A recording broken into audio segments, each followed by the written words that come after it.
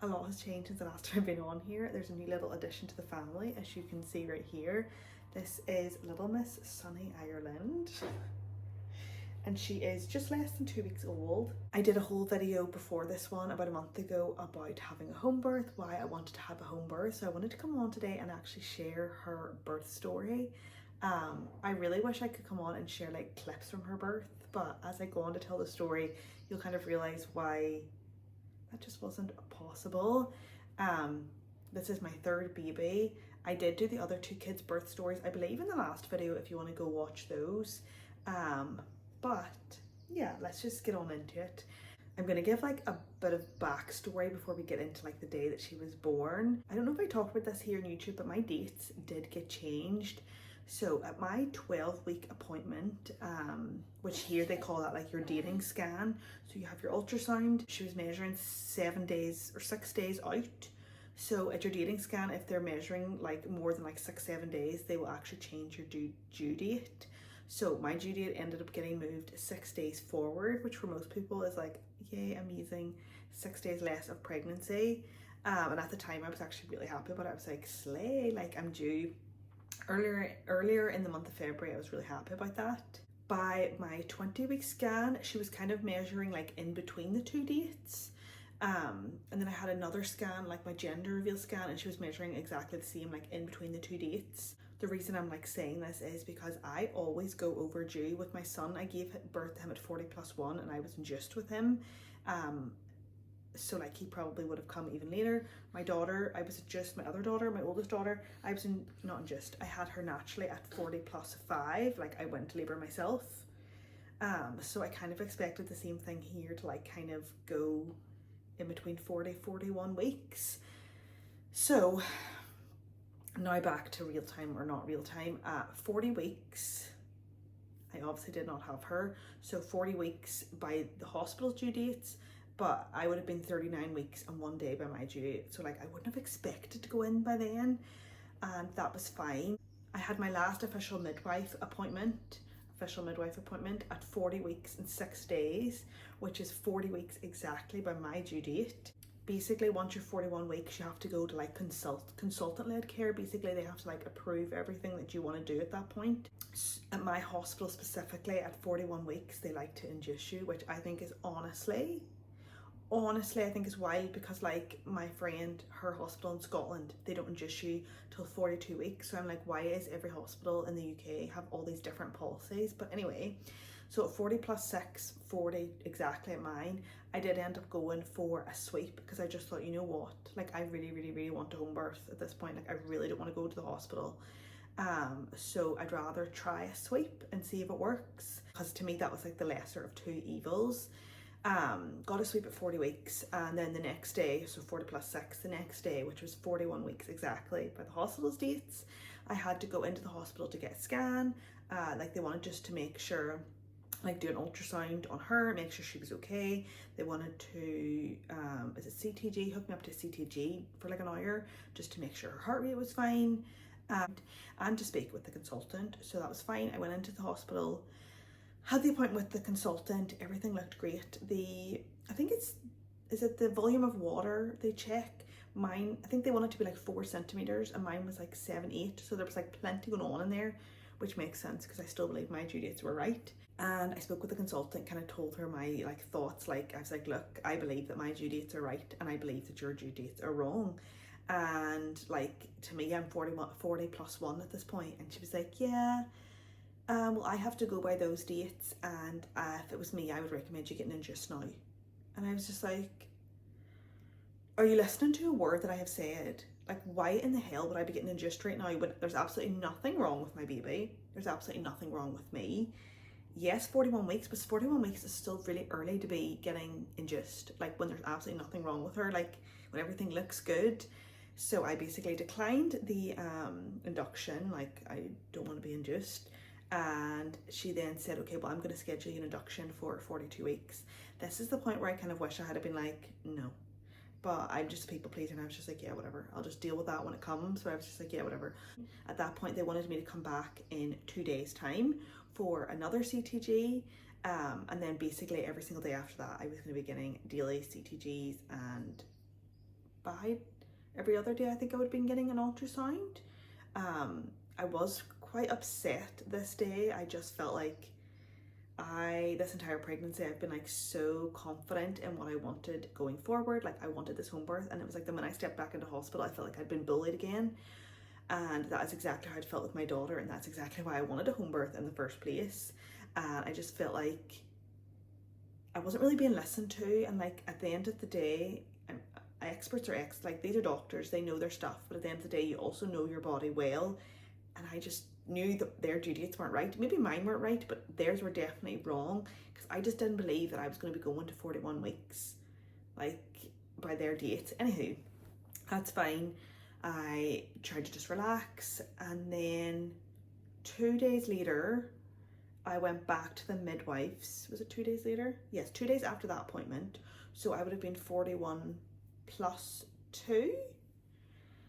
I went back to the midwives for another sweep. I once again got the same midwife. I loved her. She made sure that I came back to her, because she was like, you know what, you know, if you come back to me for a sweep, I'll be able to like see if there's been any progress made. I will say, in between that, sorry, there's just so much in my brain. I did have like a lot of like bloody show, like mucus plug, and I was like, oh my gosh, this is such a good sign. The day before I think I had the sweep, I actually really thought I was going into labour. I was like texting my family, I was like, I think this is it. I had a lot of cramps that night, but then when I went to bed it literally materialised into nothing, so I was like, yay. So 2 days after that appointment with the consultant, I had a sweep, another sweep. It's all kind of a blur at this point. I had another sweep, and actually my midwife had time that morning because I kind of came in early to do some reflexology on me, which was so nice. Actually, that midwife was just, loved her so much, and she really like spoke me through my options at that point. She was like, look, if you believe your dates are right, like you need to kind of fight a wee bit for that. And she was like, look, reach out to the head midwife and like just explain it to her and ask her, can you meet her in a couple of days, like as you get closer to that induction date. What I will say is, this is all over the place, but basically when I turned 37 weeks, I got the midwife rota from 37 weeks to 40 weeks. Then when I hit 40 weeks, I had to like reach out to like the scheduling lady and basically say like, can you give me the scheduling until 41 weeks? Then when I got to 41 weeks, I had to then say like, look, the consultant has given me the approval to go to 42 weeks. Can you give me the schedule to 42 weeks? And at that point, I felt like I was just not going to be able to get a schedule after 42 weeks without having to really fight. Even though 42 weeks was, by my dates, only 41 plus 1. So you can start to see now why that was stressing me out, because I felt like I had 6 days less the entire time. And as somebody who goes over 6 days less, it's a whole ton taken off like your time. You can have home birth after 42 weeks, but it's just a lot of fight. And I just don't want to do that. Like, it's just not my personality to like want to fight. Like, I just wanted it to be easy. So I got the sweep that day. I can't remember if I had to go to the hospital that day or not. I might have. The next morning I had to go to the hospital and get the CTG, and that's when they told me, they were like, look, you're gonna have to come back every single day if that's okay with you. Obviously everything is down to you, your choice. Nobody can force you to do anything, but of course I'm just going to say yes at that point, because I obviously want them to check her. Like, I don't want to do anything that I feel is unsafe, but it's obviously because I think my dates are right. That's why I'm like fighting this fight. And basically when I got into the hospital, that was grand. They did the CTG, and then as I was like done, she was like, look, do you have any concerns, are you okay? And I literally just like broke down in tears. I was just like, I'm so stressed out. I feel like my dates are right, and I feel like I'm being put on this ticking time bomb. There's only like 4 or 5 more days until being induced, and at this point, by my dates, I wouldn't have even had my other daughter yet, because I had her at 40 plus 5.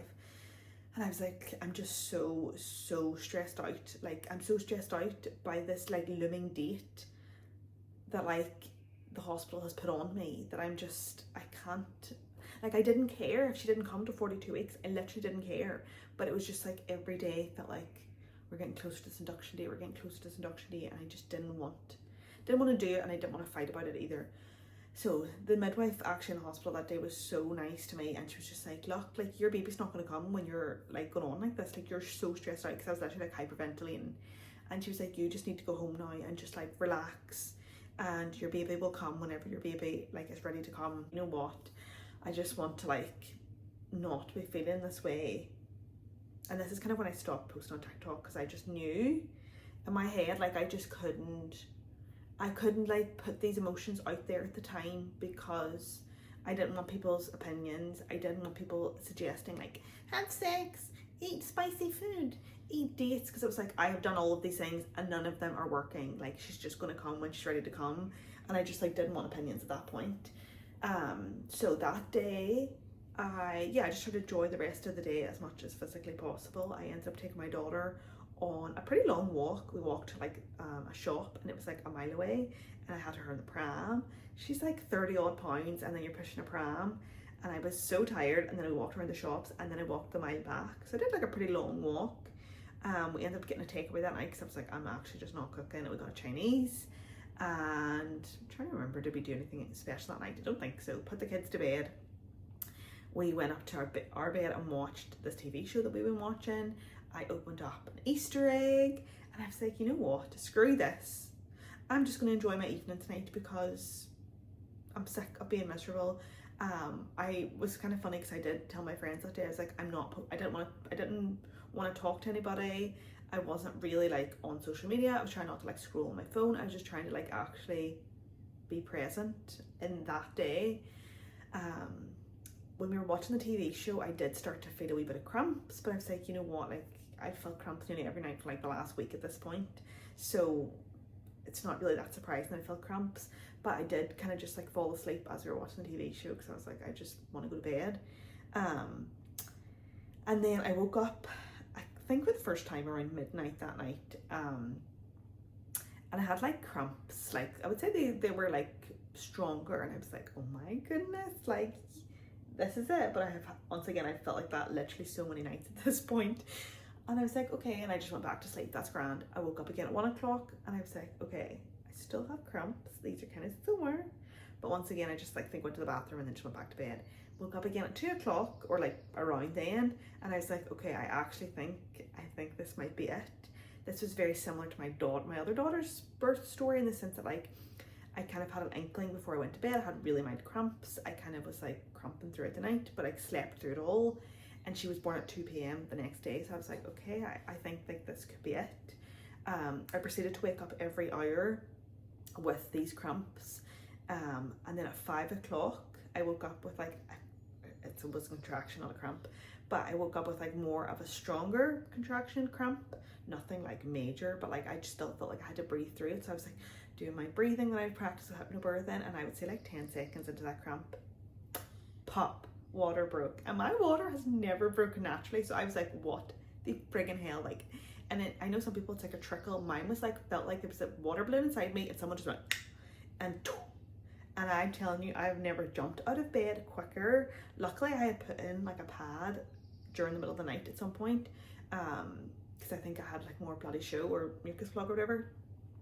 So actually no water went over my bed, but I mean, I jumped out of bed, I literally said, my water broke, and jumped into the bathroom. I mean, into the bathroom to go to the toilet. And I was just like sitting on the toilet like, what the hell has just happened at this point? So it's like 5:15, I think. I need to check my phone logs.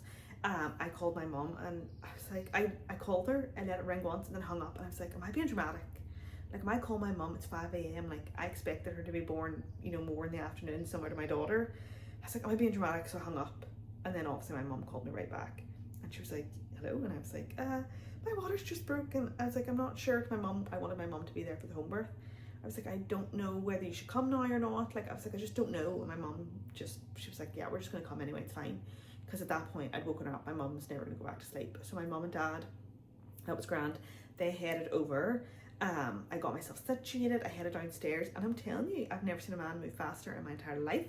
Trent had the birthing pool already blown up. I think he was putting the liner in as I got there. Like, that man was, he was moving at some serious speed. And it was probably about 5:30. I came down, and then I rang the midwives. So basically, when you're having a home birth, at least in my area, every 24 hours there's like a new set of midwives, and there's 2 of them, and you have both their phone numbers. So I couldn't get through to the first one for some reason, I don't know why. So I called the second one. I called her and I was just like, look, my waters have broken. I don't know if you should come now or not. Like, I've only just woken up, so I can't like tell you, because obviously they ask you, have you been contracting? Like, how long are the contractions lasting, and how many minutes between? And I was like, look, I've not really been awake that long to know. I was like, I'm not in excruciating pain, like I'm not. And I was like, I don't really want you to feel like you have to come and then you're sat here for 8 hours, because at that point it's 5:30. Like, my other daughter wasn't born at 2 p.m. I was like, you know, there could be like 8 or 9 hours here. And she was like, well, I'm going to call the other midwife and just kind of like let her know what's going on. And I was like, that's grand. She says, I'll call you back in 10 or 15 minutes. I think within that 10 or 15 minutes, no, I don't think my mum had made it yet. Within that 10 or 15 minutes, I was like, no, this is intense enough.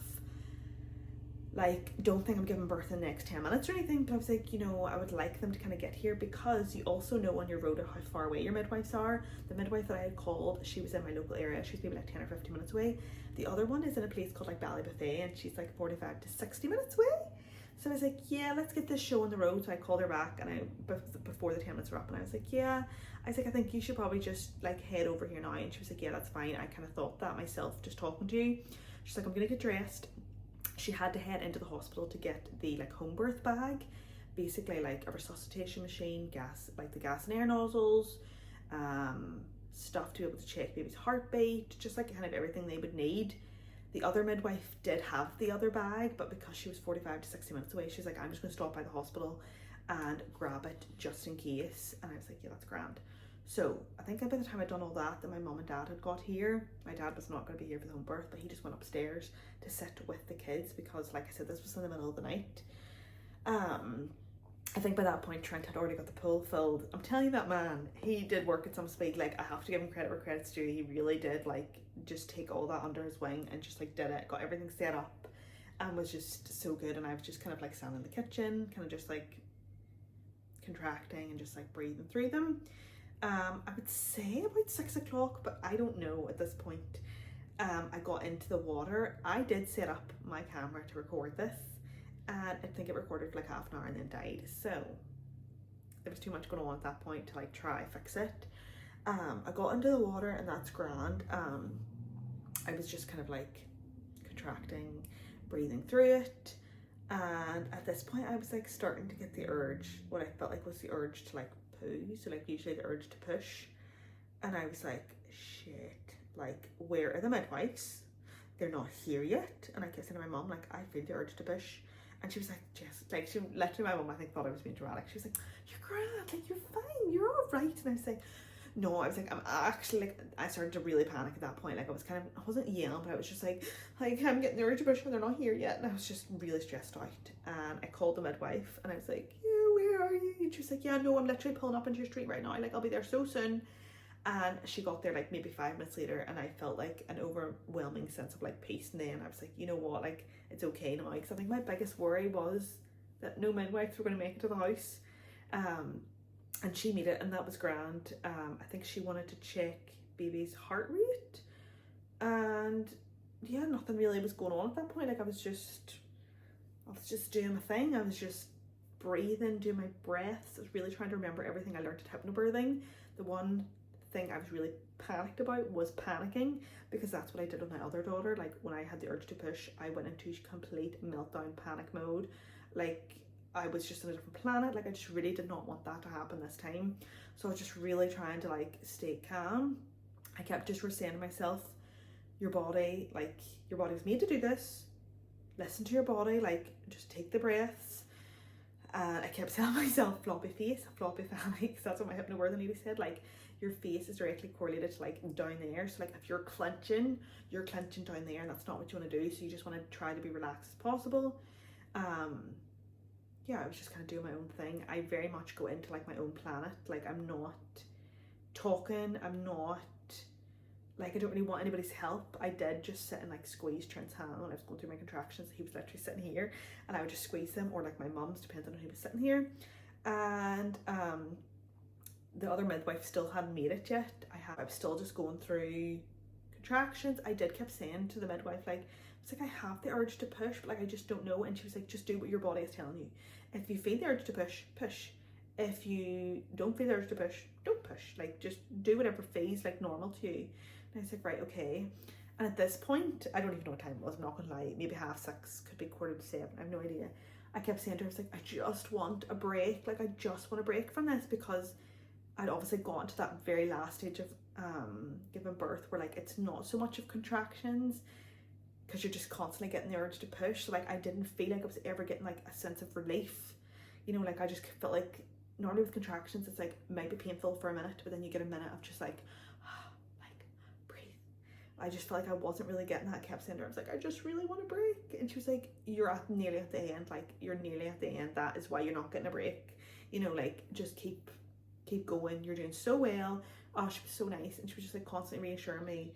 I think at that point, the other midwife arrived. Honestly, I don't know what time it was. It could have been 7 o'clock. Could have been 6:30. Could have been 6:45. Could have been 7:15. But the other midwife arrived. She was the one who was supposed to have the nozzles for the gas and air. The gas and air is kind of the only thing I really wanted. And the nozzles were not in the bag, which means no gas and air for me. At that point, I wasn't actually panicked about that. I think I was like so in my own little planet. I was doing my breathing. I had done it up until that point on my own. I kind of forgot kind of how good gas and air can be. So I wasn't really like mad or panicked about it at all. Like there was nothing they could do. I was like in the zone. But they kept saying like, they were like, yeah, we can see the baby's like, the way my back was, because they were obviously, I was sitting on like my knees. They were like, yeah, we can like see that your baby has like descended, like it's right down. And yeah, at that point, I think I was just like pushing when I felt the urge to push, not pushing when I didn't feel the urge to push. And I don't really know what to say. It's interesting because I panicked so much with my other daughter. I don't really remember that stage so much, but with her, I feel like I felt every single like inch of it.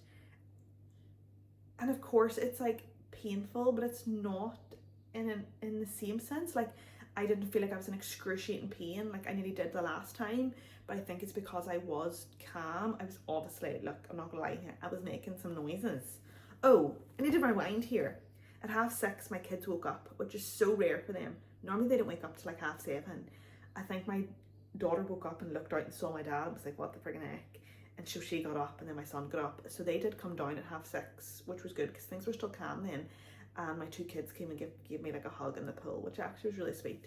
And then my dad just took him down to the house. I don't think my dad wanted to be in the house when it was all going down, which is fair enough. And I think it was probably better anyway for the kids because, like I just said, like I wasn't screaming, but I was making like noises because, I don't know, hypnobirthing lady says that can be helpful, and I did find it helpful.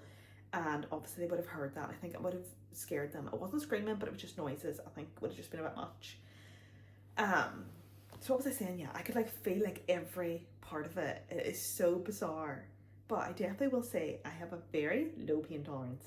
I am not a mentally strong person, and yeah, I pushed her out. So I pushed her head out first, and they were saying like, they're like, oh my gosh, your head's out. And then they wanted Trent to go look, and he was like, absolutely no chance in hell am I looking at it. My mum went and looked, and she was like loving it. And then yeah, I just was relaxing. I wasn't like trying to push her out all in one go. It was just like doing what my body was telling me to do. Like I can't stress that enough. Like I was just trying to really be in tune with like what my body, like my body was made to do this. My body knows what to do. My baby knows what to do. I know what to do. I feel like in the hospital it's so not instinctive. My other births was very much controlled by them and what they told me to do. Whereas this time, like I would say to the midwives, like, should I do this? And they were like, do what you think. Like they were just kept saying that to me, and I was like, okay.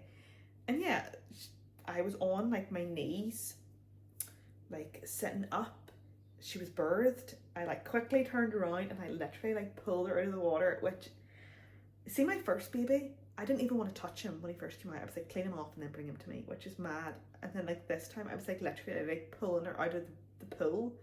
Like it's just, I had done such a 360, and it was just like, I don't get emotional because, well I am, but it was just like such a redemptive like experience, and it like had shown, it was like kind of like shows my growth over 5 years, like how much I've learned about myself, how much I've like grown as a mum, and like I just like really trusted my body and just like went with my instincts. Like I picked her out of the water. Like that is just something I never thought I would want to do, something I never thought I would do. Like I just always never thought I'd be capable of doing something like that.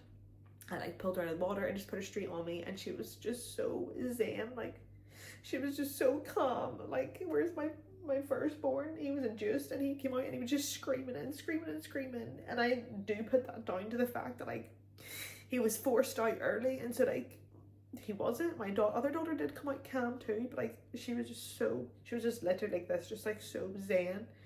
And I just like felt like that reassurance that like because I had done what my body wanted me to do in the timeline that it wanted me to do it, it was like rewarding me with like a happy baby, a baby that came when like she was meant to come.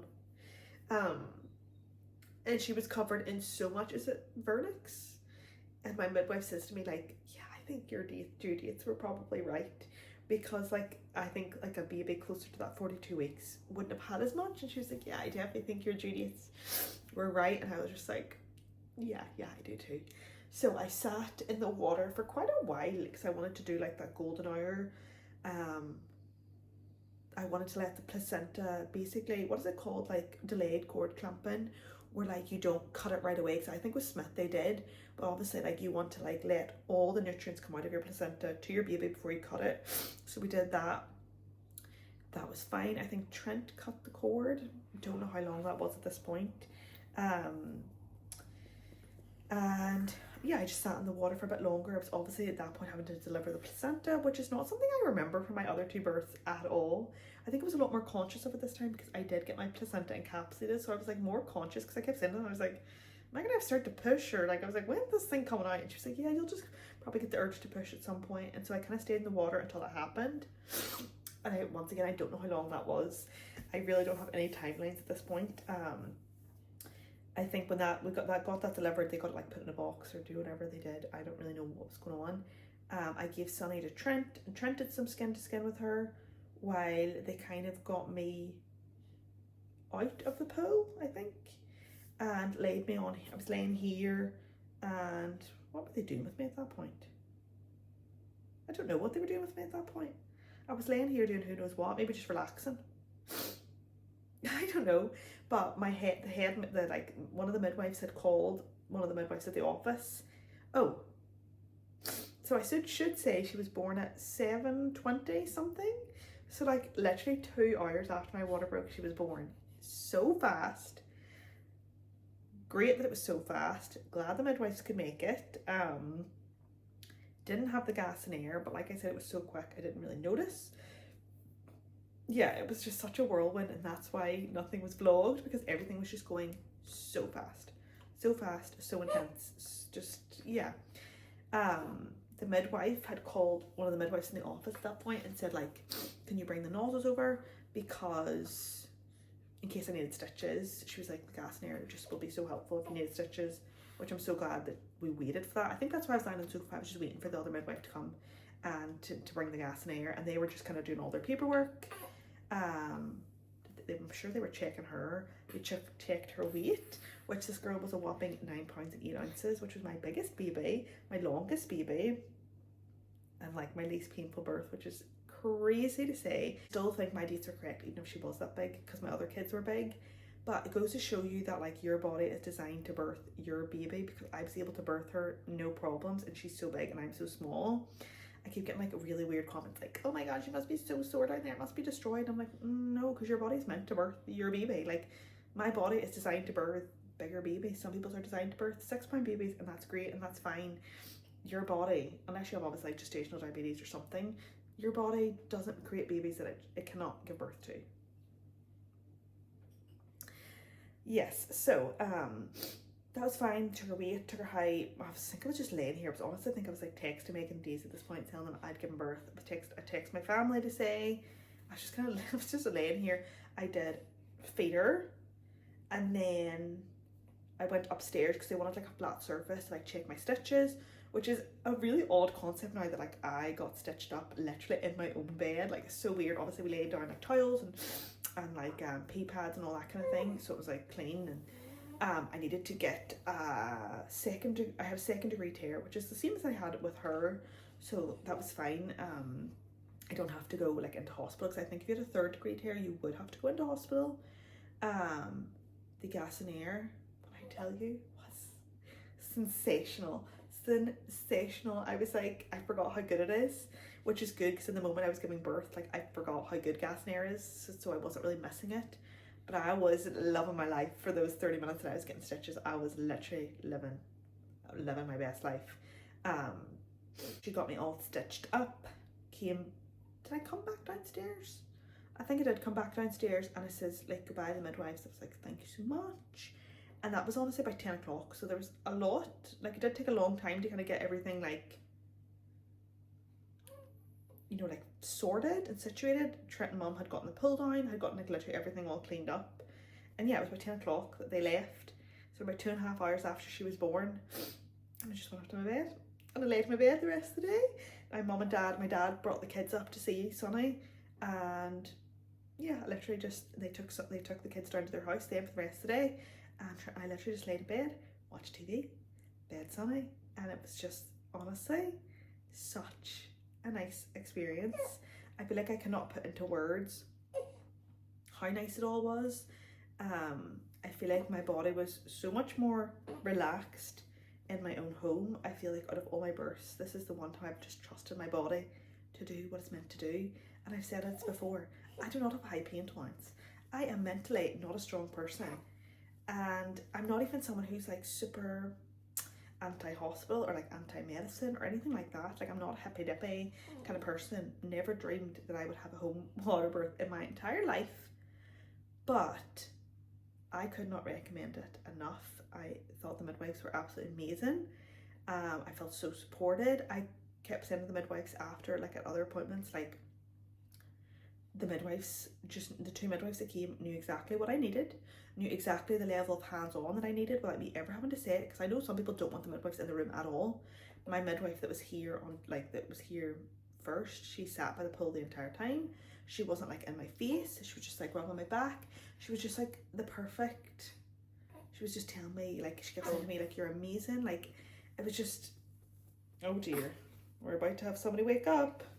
She just knew exactly what I needed without me ever having to say it, and I just couldn't fault them enough. My mum has never been to obviously anybody's birth besides mine, and her own obviously, and she was like, this was amazing. My mum had 5 kids. She was like, this was beautiful. Like, she loved it so much, and she was just like, she couldn't fault them. She was like, honestly, it was incredible. Like, such a good thing. Like, she never had a home birth. She always did like midwife led in like a midwife led unit. But she was like, yeah, like, I think if home birth had been a thing, she's like, I think I would have wanted to do it now, like, seeing mine. And yeah, I just feel like it's not something I ever thought I would do. But if I was to ever have another baby again, which I don't plan on it, like, I would 100% do it. I would shout from the rooftops about how much I think people should consider it, especially if you're low risk. Like, I think about if my waters had broke at 5 o'clock the way they did, and I would have had to drive into the hospital, tell the hospital what was going on, get taken down to the room. I never would have got a water birth, which is something I really wanted, because there just wouldn't have been time. Didn't say this already, but a water birth, so good. I don't think I would have been able to do it like without the gas in air if it wasn't for the water, because I just feel like the water really helps to everything to not feel like a sore. I honestly could not recommend water enough, especially if you're someone who likes like a bath. It's so different from a bath in the sense that like you can get into a really comfortable position. You're not like lying on your back. But I just think all of those things combined made such a difference. I am so proud of myself, of the journey that I've been with all the kids' births. I will always say this was my favourite birth. Like, I'm sorry to the other kids, loved them, loved their births in their own special ways, but this one was just, it was just like a redemptive experience. I needed to have it, and it felt nice that like she's my final baby, and I just like got to finish that chapter of my life in such a nice way. And yeah, she's here. We are very tired. yeah, that is the little birth story of Miss Sunny